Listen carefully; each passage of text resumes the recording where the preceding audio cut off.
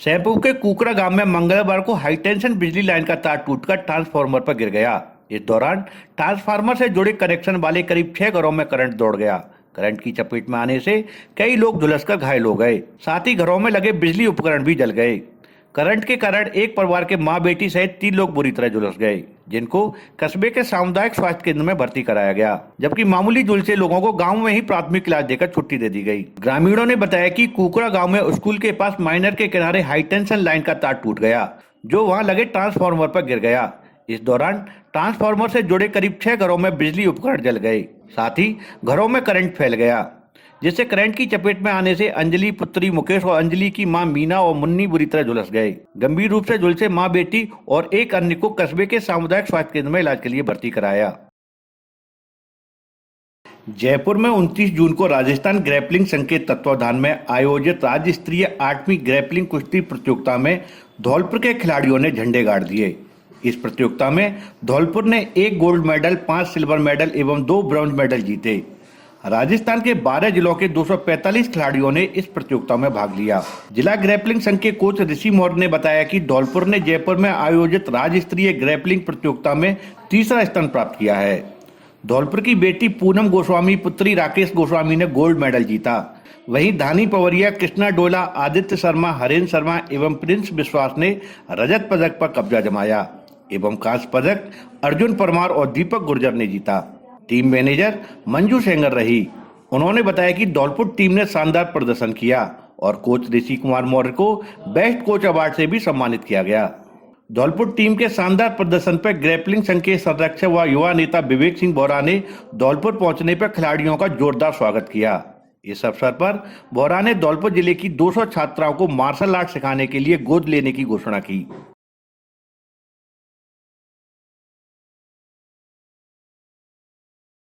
Martial art club Dholpur की अध्यक्ष की हैसियत से मैं विवेक सिंह बोरा, क्लब के कर्ता धर्ता और जाने माने आत्मरक्षा यानी सेल्फ डिफेंस के प्रशिक्षक भाई ऋषि मौर्य और उनकी क्लब की टीम को ये कहना चाहूँगा कि आने वाले दिनों में धौलपुर ज़िले की कम से कम 200 बेटियों को वो आत्मरक्षा यानी मार्शल आर्ट्स को सिखाने के लिए गोद लें, ताकि बेटियों पर आए दिन असामाजिक तत्वों द्वारा गलत नीयत से जो वारदातें की जाती हैं उन पर रोकथाम लगे और साथ ही बेटियां अपनी आत्मरक्षा स्वयं कर सकें। साथ ही साथ ब्लैक बेल्ट तक का संपूर्ण ट्रेनिंग कोर्स ली मार्शल क्लब धौलपुर के द्वारा निःशुल्क होना चाहिए, ये मैं चाहता हूँ। धौलपुर का सबसे उत्कृष्ट शिक्षण संस्थान AVM कॉन्वेंट स्कूल और किड्स इंटरनेशनल प्ले स्कूल यहाँ है। बेहतर गुणवत्तापूर्ण शिक्षा, आधुनिक तकनीक, मजबूत इंफ्रास्ट्रक्चर, शानदार क्लासरूम, लाइब्रेरी और सुसज्जित लैब।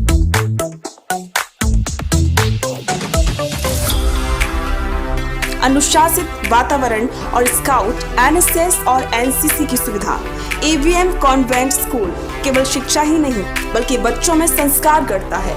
संस्कारवान, प्रगतिशील, इनोवेटिव बच्चों के साथ उनमें रियल वर्ल्ड प्रॉब्लम सॉल्व करने की क्षमता पैदा करता है। With best faculties, CBSE affiliated school, AVM convent school and kids international play school, fully AC with smart class, Ghantaghar road, Dholpur. Admission open. बारिश के दिनों में नाले एवं नालियों के गंदे पानी से लोगों को परेशानी न आए, इसलिए नगर परिषद सभापति खुशबू सिंह ने अधिकारी एवं कर्मचारियों के साथ शहर के नालों की स्थिति का जायजा लिया और अधिकारी, कर्मचारी एवं ठेकेदारों को सख्त हिदायतें दी। बारिश से पूर्व नगर परिषद ने नालों की सफाई करवाने के लिए निर्देश जारी किए हैं। आदेश की पालना करने के लिए ठेकेदार द्वारा नालों की सफाई करवाने की प्रक्रिया शुरू कर दी गई है और ठेकेदार द्वारा शहर में जहां जहां नाले स्थित हैं उनकी सफाई करवाई जा रही है। नाले सफाई में कुछ खामियों की शिकायत सभापति खुशबू सिंह को मिली। सभापति खुशबू सिंह अचानक माया पैलेस के पास हो रही नालों की सफाई का जायजा लेने पहुंच गई। वहां मौजूद कर्मचारियों ने ठेकेदार को सूचना दी। सूचना मिलते ही ठेकेदार मौके पर पहुंच गया। सभापति ने साथ आए अधिकारियों को आदेश दिया कि नाले की जांच की जाए। इसके बाद अधिकारियों ने नाले की जांच की। सभापति सिंह ने सख्त हिदायत देते हुए कहा कि नाले की सफाई से पहले एवं सफाई के बाद के फोटो लेना अनिवार्य है। अगर किसी भी ठेकेदार ने ऐसा नहीं किया तो उसके खिलाफ कार्रवाई अमल में लाई जाएगी। इस मौके पर आयुक्त लजपाल सिंह, जेईएन आशीष सिंह, मैट सहित ठेकेदार मौजूद रहे।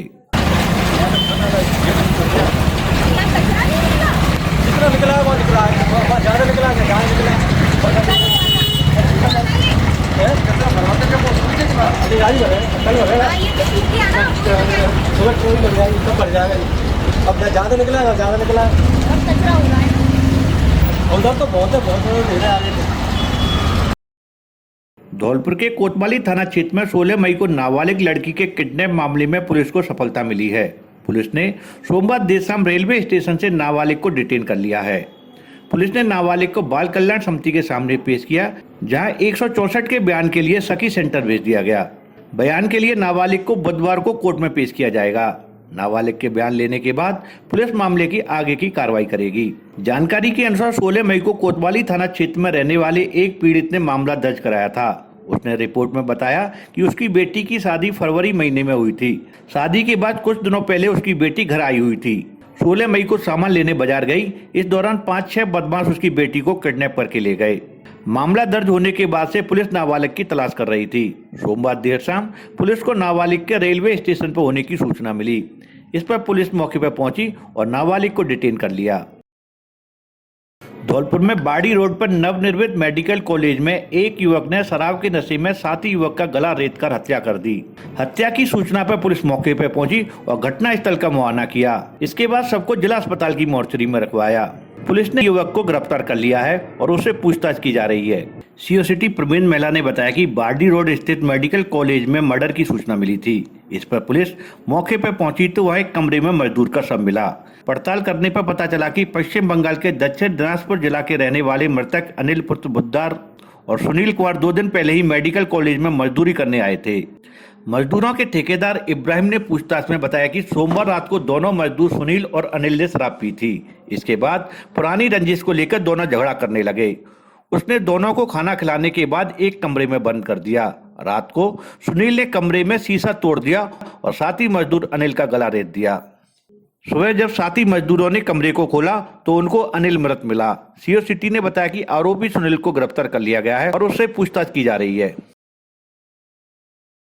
मंगलवार को मनिया और आगरा के बीच बरेठा चौकी के पास उत्तर प्रदेश सीमा में एक ट्रक ने ट्रैक्टर को टक्कर मार दी, जिससे ट्रैक्टर सवार 10 लोग गंभीर रूप से घायल हो गए। साथ ही अन्य 10 लोग मामूली रूप से घायल हुए। ट्रैक्टर सवार सभी लोग सोरोजी से स्नान करके सरमथुरा लौट रहे थे। घायलों ने बताया कि उनके परिवार के 40 लोग 3 ट्रैक्टर में 29 तारीख को गंगा जी का स्नान करने के लिए सोरोजी गए थे, जहां से लौटते वक्त स्वयं ट्रैक्टर को बरेठा चौकी के पास ट्रक ने टक्कर मार दी। हादसे के समय ट्रैक्टर में 20 लोग बैठे हुए थे। इनमें से 10 लोग गंभीर रूप से घायल हो गए, जबकि 10 लोगों को मामूली चोटें आई हैं। सभी घायलों को एम्बुलेंस की मदद से धौलपुर अस्पताल पहुंचाया गया, जहां उनका इलाज चल रहा है।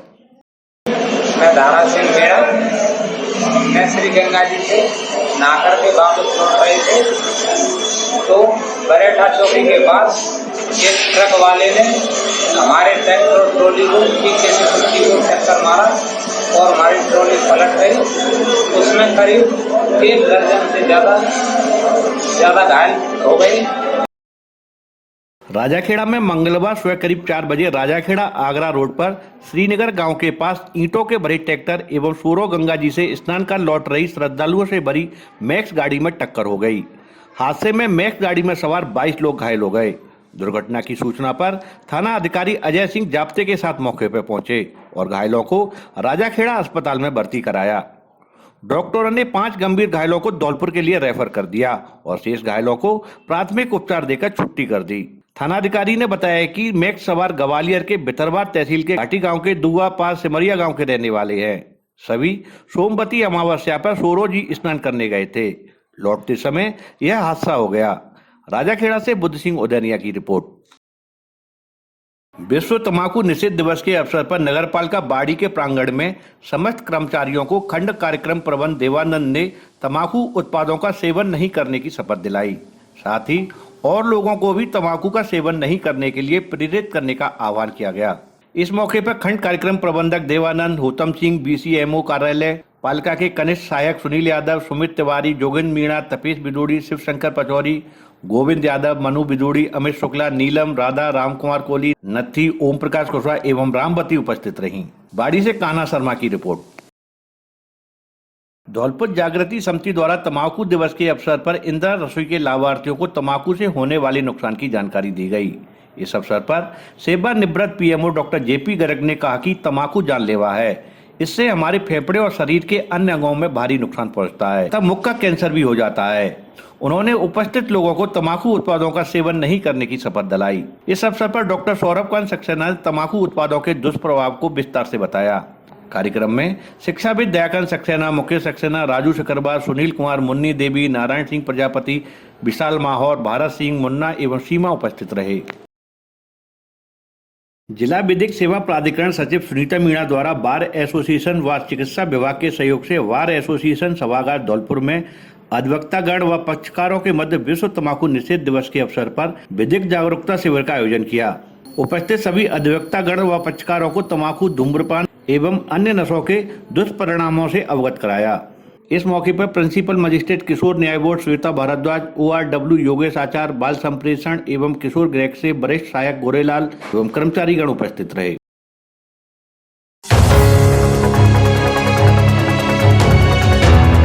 बाड़ी में व्यापारी से 5 लाख रुपए की रंगदारी मांगने और पुत्र को मारने की धमकी देने की घटना का खुलासा करते हुए धौलपुर पुलिस ने मुख्य साजिशकर्ता सहित 3 लोगों को गिरफ्तार किया है।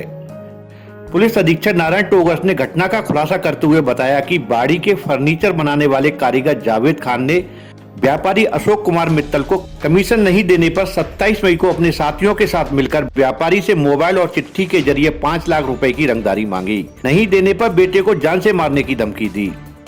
पुलिस ने तत्परता दिखाते हुए 4 दिन में ही घटना का पर्दाफाश कर दिया और साजिश रचने वाले जावेद खान और उसके 2 साथियों को गिरफ्तार करने में सफलता हासिल की है।